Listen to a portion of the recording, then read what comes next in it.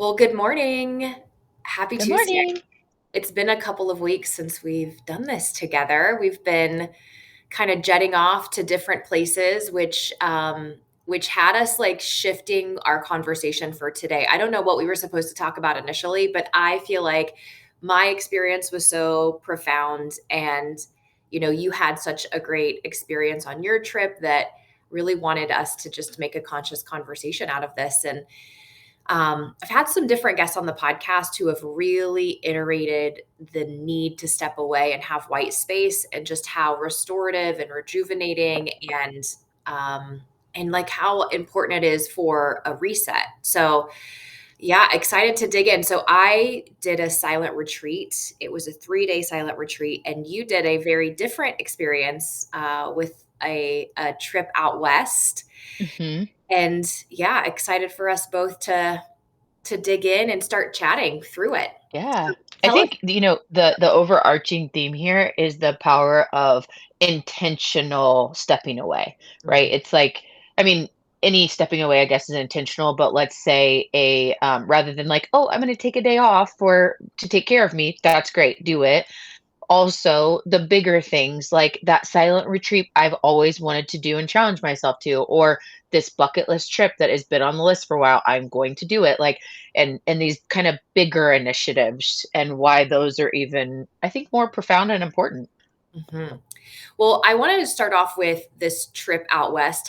For how many years has this like been a plan for you? And then what helped put it into action?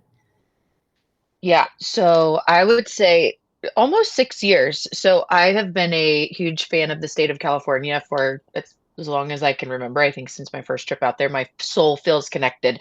I always research, like I go in, I'm like, what is it called when your soul just feels connected and you think you should move here? Should I move here? Like, Mm. talking to ChatGPT or whatever. And I've always loved California. And then when I met David, that was about 6 years ago, we were talking about our favorite places on earth. And when he said California, I was like, oh, where? Where in California? And he mentioned this area that I have never been to in California, heard of it. I just have other places that I like to go. So it had then become on the list because he said, this is my favorite place. And so we've been out to California twice to places that I've been before because I love them so much. And he hadn't been there. And then it's like, okay, we've got to do that place that's your favorite. And by golly, it's taken my top. It's my favorite place in California. Now we're like, fine, yes, we've got to figure out how to move here one day or have a vacation home. So it all came about because, and sharing the trip with my husband, it's just been on our couple's bucket list trips to go on. Mhm. I love that you guys were able to do that. And I think for a lot of us, especially we're busy, there's all of these things we would love to do. We'd love to do someday, someday, someday. And just to prioritize them, and what's the first step in making that a reality, even if it's a few years from now, to just honor the experiences that you hope to have. And then for you, being able to step away for that long. I know that earlier this year you took a 2-week sabbatical, 2 week, um Almost three, actually. It's 3 week. just just shy of three, yeah. And this time, was, a little over a week, I think. But Mhm. how do you and set yourself up for success so that when you're there, you can truly be there and not feeling like, okay, I need to check my email, I need to check this, or were you kind of still plugged into work? Yeah. So I will say I am the type of person that I love to have dedicated time to check in. There are certain days, there were definitely certain days out of the 8 days, I would call it at least three that I didn't check anything. There was a day that we like put our phones away. There was actually a day that we had no phone reception for when you're at Big Sur that you cannot, it's all SOS. So Uh-huh. that was really cool. But I'm also a person that I love this integrated practice of and I'll talk to the person that says, but gosh, going on vacation, I come back and I'm just flooded or whatever. Mm. There's a couple things to that. Having a great team in place. I didn't have one, there was not this entire trip, there was not one urgent issue, nothing that anybody needed to talk to me about. That's fantastic. Mhm. On the other side, David and I had talked about we're both in just seasons of lots that we're really excited about with work. We decided every morning we would do a coffee shop block. And we went to some cool coffee shops. It was awesome. And I'm like, this is great. We really enjoyed the time doing this kind of 90-minute check in. I did a little journaling and then, checking in and doing things that take more thinking, away from everything, and felt really good about getting those done and sending some updates for scheduling or whatever. But at the same time, I came back and I am not flooded. Like, I feel like, hey, I stayed in enough. I honored that we were only working that 90-minute block in the morning and, kept it kind of all going. That's my recipe. That's not for everyone, but kind of figuring out like what's yours, I think is what's important. I think that is helpful. There are times that people come back and feel like they're they're punished from their vacation with their Mhm. inbox and, their schedule, and they jump right back into it, and there's not really any easing in time. So I think that that's super helpful and reflective. And my experience was, I mean, the exact opposite. I showed up to this retreat center in New Harmony, Indiana, which I'd never heard of, but it turns out to be this incredibly cool little like utopic community. And the minute I pulled up, it was like, okay, phones off, no technology, that's it. Take your Apple Watch off, turn your phone off, give your loved ones, the retreat leader's number, and you are completely disconnected. And we for those of you who may already know that this happened, I've been sharing it on LinkedIn, but we ended up in a little over 60 hours of silence. Thursday night, we went into silence and there was no speaking at all, not to yourself, not to anyone else, until Sunday, kind of mid morning. The only person that could speak or like was permitted to speak was Katerina, who was the retreat leader who led us through yoga and some Dharma talks. And it was so fascinating. By the way, my family thought I was absolutely insane. They're like, why? Actually, so many people have been like, wow, I could never do that. Nope, not for me. I could never do that. I think I was one of those actually. I think so. I think I did tell you, like, hey, I heard about this retreat. I don't know if I'm going to be able to make it. But I was thinking you had told me you'd wanted to do a silent retreat. I said Actually, I yes. said I admire people who can do a silent retreat. I Wow. don't know if I could do it, maybe one day, right? But like, I think the word was admire, and I'm not ready yet, but let me learn through you. So tell Yeah. us more. It was, yeah, I wanted to do it because I knew it sounded like a challenge. Like I was like, this sounds hard, and not the speaking part itself, although that was really interesting to witness. But I thought the no technology is going to be really challenging because I'm so used to being available on, like, it's really fascinating to see what happens to just your like this habit energy, when you don't have technology at your fingertips. And then it is interesting to see the kind of unnecessary conversations you plan in your head when you aren't able to say anything. Oh, So that's good. I Yeah. What was like the unexpected outcome? Like, what was the thing that surprised you the most, or what was in your head that you're like, whoa, I can't believe I went there? I think what was really interesting is to see what happens. Like, so the first thing that you experience is like boredom hits, and we do not really allow ourselves to become bored. There's always something to fill it with. Like, I mean, let's just say I could have been, had it not been a silent retreat and it was just like a tech detox retreat. It could have been to be in conversation with other people. Like, that could have been one thing to kind of fill the boredom, is just talking. Mhm. Um, and but there's always like, it's a, oh, let me pick up my phone, look at my email, let me scroll on social media. We just do not allow ourselves to become bored. So it's really interesting to then see like kind of this unsettled feeling that arises in your body and in your mind when you don't have a task to give it. Mm. Um, and this little pocketbook that I brought with me, I actually bought in upstate New York when I was there for a retreat in earlier this summer. And it's this little like pocketbook of wisdom from Thich Nhat Hanh, who's a Buddhist monk, like a teacher. And there's this whole passage about habit energy. And it starts off with saying, like, oh, there was a man galloping on a horse down the road, and another man stops him and says, "Where are you going?" And the guy says, "I don't know, ask the horse."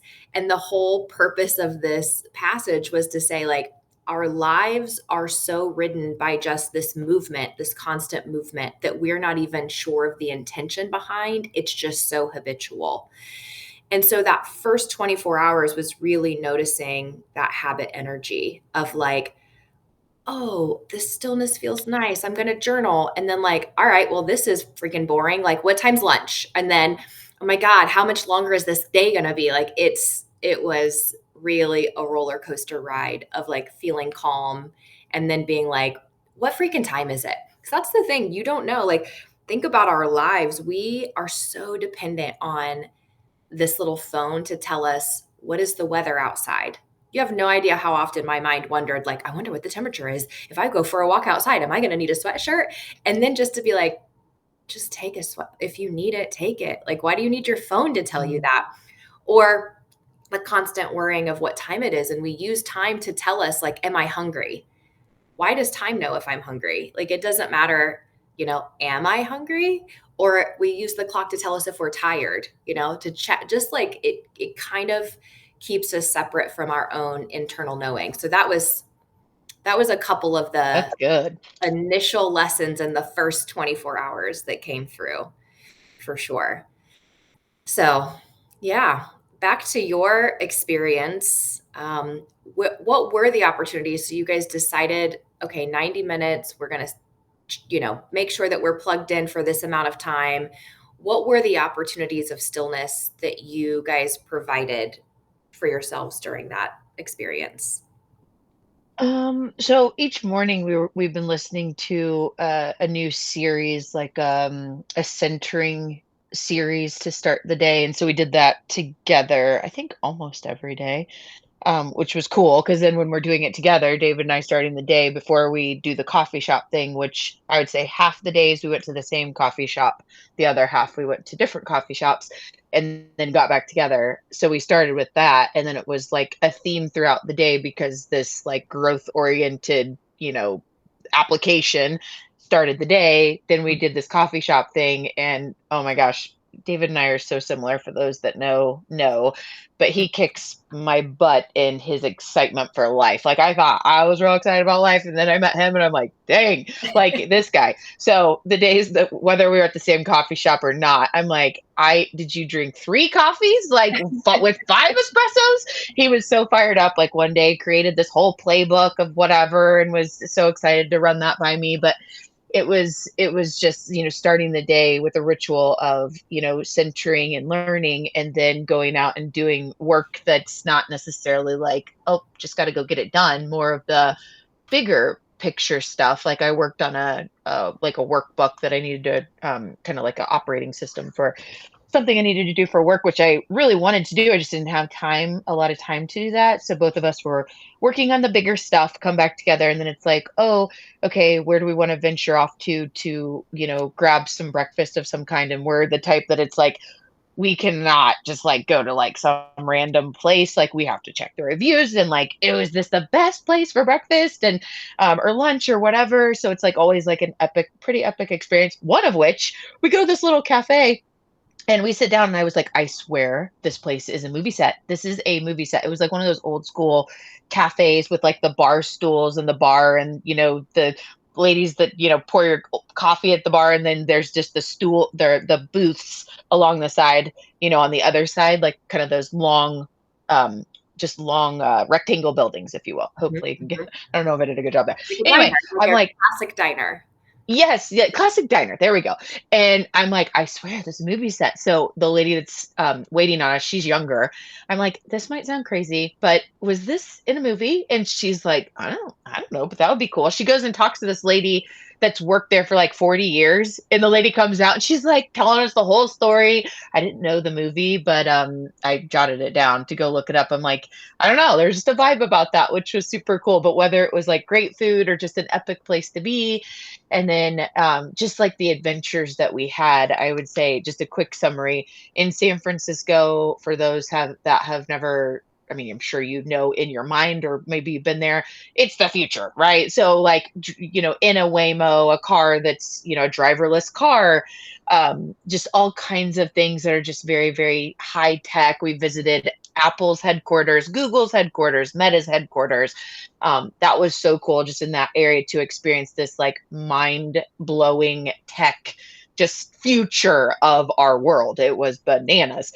Mm, And then started to venture out and do more of like the beach things, and start to just see places that are like your dream places to live, and be like, oh my gosh, like of all the, I only have so much time on this earth. Like, do I really want to live where I live? Like, just challenges you to think about the possibilities in life. And then to go to literally the most beautiful place. I think it's the most beautiful place I've ever been in the world. And I've been to places like, I mean, Africa and safari and Greece and the Santorinis of the, I've been to, and I was like, dang, big sir, you are so high in the clouds on these mountains, overlooking the water, watching hundreds of dolphins and whales and just in their natural habitat and waterfalls and all this, and no connection. And you're like, oh my, I can just like fly here, I could fly here in a day, and I mm, could fly home the next day. This is not that hard to do these things,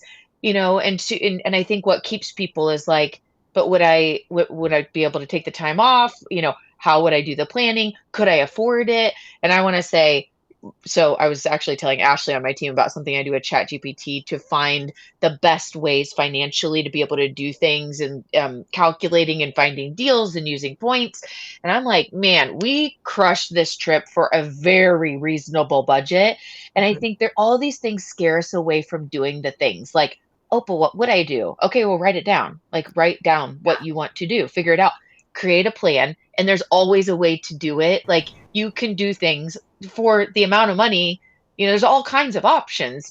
And just to say, in a plane ride away in the same day today, I could be in Big Sur. So could you. Like, and just, man, it just opens your eyes, and, very inspiring. So, I think okay. that's the our so what has your integration back home been like, right? Because you go to this amazing place, it's like so awe-inspiring. You feel at home there. There's like a sense of connection with your soul there. And then you're back here in Indiana and land of the cornfields. Although, I mean, your people are here, right? So Yeah. what does the integration of that experience look like? Well, I will say, so, we came back and did a few things in Indianapolis, and then headed out to the lake, which is just about an hour and 15 minutes south in the woods and on water and stuff. And I'm like, "Oh, I love it here so much. I just love it here Mhm, too." It's like, how do I do mhm, all the things? And so really just, I think it's just cherishing the moments, like being present in Big Sur, just being present in this. You just can't, it's almost paralyzing how overwhelming this view and experience is, and just cherishing that moment. And at the same time, the duality of coming back and being as maybe awestruck in a different way of these amazing trees and how beautiful, and the weather's incredible, and mhm. and just this living in that present moment. And I think also, I've shared many times, I have a life wheel book that I do every year. I've got it here, right here in front of me. And so while I was wherever I've been, whether past few days of being in the woods or at Big Sur or in San Francisco with, no one driving our car but us in the back seat, Mhm. jotting things down that inspired me, or what that was like. And then I flip the pages and I look back, and it's still alive, right? Like, that moment is still there because I'm still living in it. So I think journaling, and just, stopping to be very present in the moment, not let it slip Yeah, by. that's the big thing in both of our experiences, and this is why we love vacation so much, because when we're on a vacation or a trip, we are more present, our eyes are more aware, we are taking more things in, and we are more anchored in that moment. And so, yes, of course, we're going to feel better. We're going to feel more at peace. We're going to feel, more stillness. And it can happen on a vacation or a trip, which I think enhances our experiences, but it really can happen anywhere that we set our feet. I mean, this experience I had was it was still in Indiana. It still looked very much like Indiana. There's Yeah. cornfields and there was a river or a stream. There was, kind of a forest that was around that we could walk through. But I think what we're often looking for when life feels incredibly chaotic or busy or overwhelming or stressful is we're really looking for the opportunity to slow down and be still and be present. And Mhm. again, like just to reiterate, it doesn't have to be somewhere different. It really could be right where we are in that moment. But how great to be able to take time away and, experience something new and, add that to your list of memories and the pictures that you have with you. I Mhm. think I now, by the way, this silent retreat didn't feel long enough. Like I would totally do a 5 to 7 day silent retreat. Whoa. I think with the same setup, like I loved that I could walk into town. I loved that, there was like beautiful nature around. It wasn't like we were confined, like prisoners Mhm. to some silent retreat area. I loved that we could practice yoga and, meditation, and there were Dharma talks. Like I really appreciated the setup that was happening. But day two, it felt like day one was a roller coaster of kind of this like, excess energy and what do I do with it? And I feel like day two was just this like settling in where there was a reset on, I think, on my whole like automatic pace. I just, even days after, I'm a fast walker, a fast talker, a fast eater, a fast drinker. Like I move through life very quickly. And I felt like day two was this reset to what is supposed to be more natural to our human nature. But we live in a very fast paced environment. Like the US operates at a very different pace than many other countries around the world. Like they, other, like anytime we've been to Mexico for retreats, they kind of laugh at us because they're like, you're on Mexico time now, or you're on island time. Or, it's kind of like us Americans are very like, well, this was supposed to happen 2 minutes ago. And why hasn't happened yet? Like we're just, everything is so time on task. So it was this really great reset. And what I am gonna my integration has been to like not have my phone near me. Like don't have it to be the thing that wakes me up, have it in another room. Don't even touch it for the first, hour that you get up. Like grab a book and grab your journal and just really slow down because I found that boredom was such an incredible teacher. I mean, one of the things I wrote here was where there is boredom, there is ease. I feel like once I moved through the boredom, there was like this just, yeah, this settling Mhm. in and kind of this deep sigh of relief. Where there is stillness, there is peace. Where there is breath, there is light. Go there. And I need to remind myself to read this every single time that I'm feeling overwhelmed and stressed is like, just go find boredom. That's what you need to Mhm. do right now. Go allow yourself to be bored, be annoyed with it, move to the other side of it, and there's clarity. And then, like, once you get to that place too, you so get to see very clearly the things that your mind grabs hold of and like just the things that don't matter that it worries about. Like just I was convinced that like somebody in my family had been in a tragic accident somehow, some way, just because I wasn't reachable. And man, our brain really can hijack us. And Mhm. it's a good like creator of imagined troubles for sure. Mhm. When you were sharing about the first day of feeling that strong boredom feeling, I was thinking about on trips, many times you will hear people say, it takes me like 3 or 4 days to like be on vacation. Mm. No one wants that, right? No one. No one wants to work hard for the vacation. You can't be on vacation for 3 or 4 days. So just made me think of that for a second. And how do we prepare ourselves to be in the present moment? It's like, what were my takeaways in integration? It's like just being present in whatever it is, whether it's in, Indianapolis or, down in the trees of Southern Indiana or Big Sur, whatever. Just how do we help ourselves best to be there? rather than all of this distraction. And Yeah. I don't have the recipe to that, but I think a lot of what we're talking about today is helping with that. Also, as we prepare to go to these places or do these things, like taking a silent pause or going on a trip, preparing yourself for who you want to be on that first day.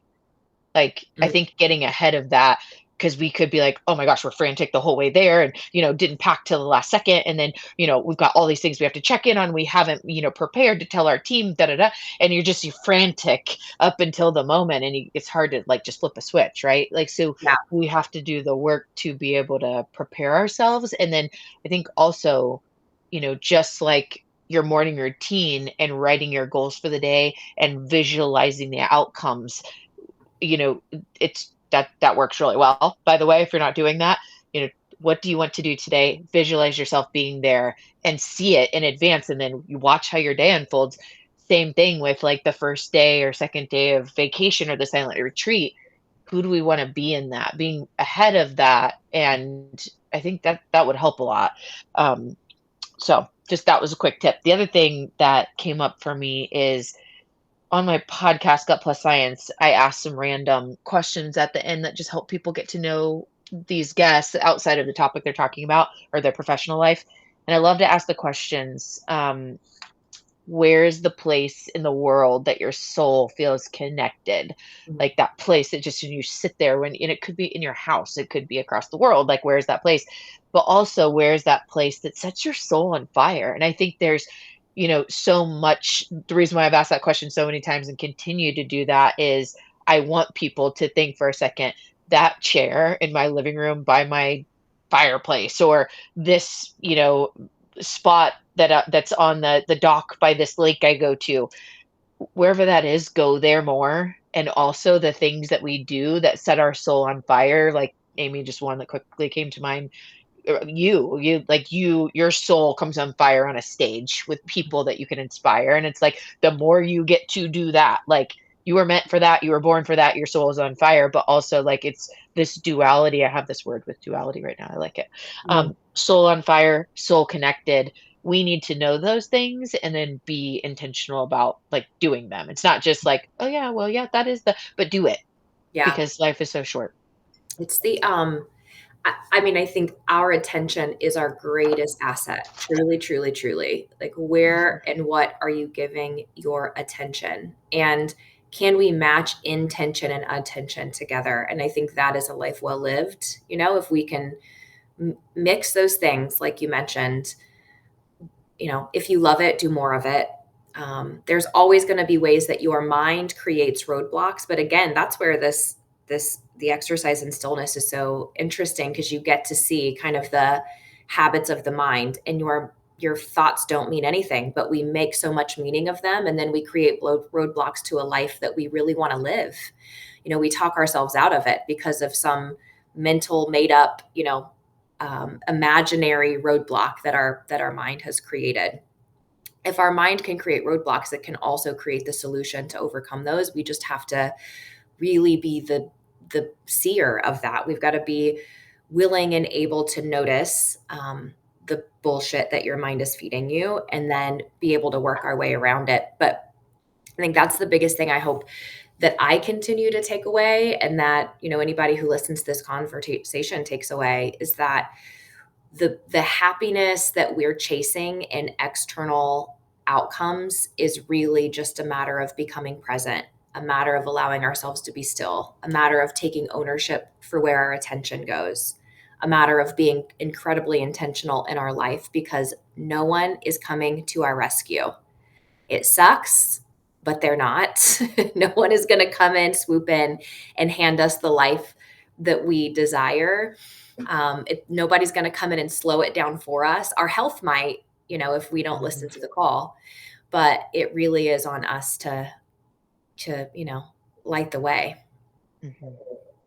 Yeah. So what's the next adventure for you? Oh gosh. What is the next adventure? I know your next adventure is coming up around the corner, your It retreat. is, yes, it Yeah, it's like this is the first year, the past 3 years I've been on this retreat, so I will be feeling some FOMO for sure. is. Um, But I'm trying to think, what is our next, think we've got a friend trip, over New Year's coming up with some friends. We'll be going to Vegas again for New Year's because it was so epic. It was incredible. The experience for New Year's in Vegas was like, I bet. whoa.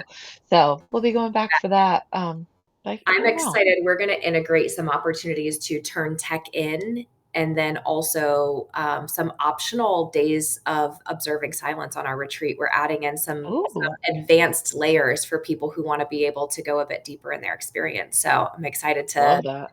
to offer that and provide more lessons in stillness for our retreat participants. So So good. okay, it's good to catch up with you on here. I feel like Yes. this is some of our catch up time as much as it is our conscious conversations. And glad to be back at it after a couple weeks gone. And yeah, ready to go put some of these lessons into action for the rest of the week. Yeah. Go do the things. Go find the places that set your soul on fire and get soul connected. And we'll see you next week. Yeah, take care. Bye.